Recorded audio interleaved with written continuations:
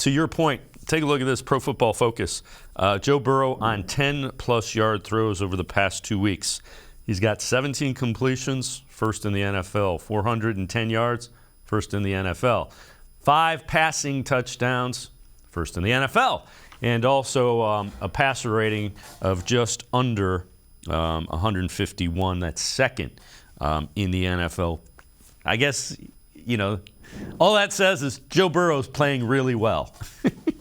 Yeah, he is. And I think that shows that he likes to push it downfield a little bit. And there's another stat. I think it's 12 50-yard touchdowns since he came into the league in 2020, which is the most in the league by 4, which means he's, his arm's big enough. He's got some legitimate deep threats. And Greg Newsome, the cornerback, talked about that is the key to stopping them is to eliminate those explosive plays. Because if you give up, 1 or 2 of them, it just changes the game.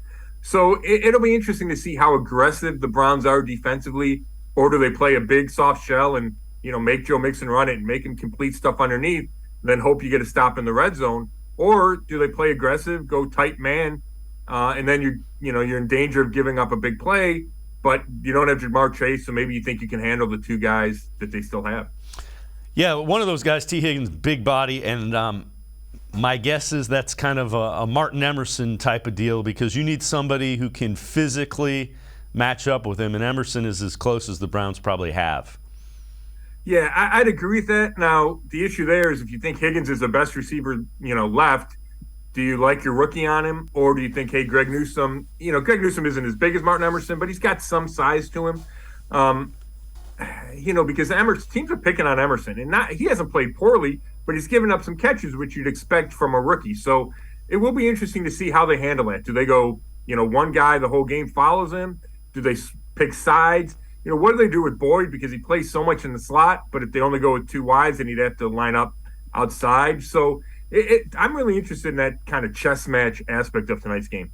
Yeah, Boyd is kind of, before they got Jamar Chase, he was a guy that was getting behind defenses as well. So he's a slot guy. He gets overshadowed a little bit, but he's a pretty good wide receiver.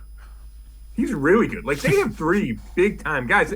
I didn't go through all 32 rosters, but, there's a chance that it's the best receiving group in the league. I know heading into this weekend, it was the only one with all 3 guys to have 400 yards receiving.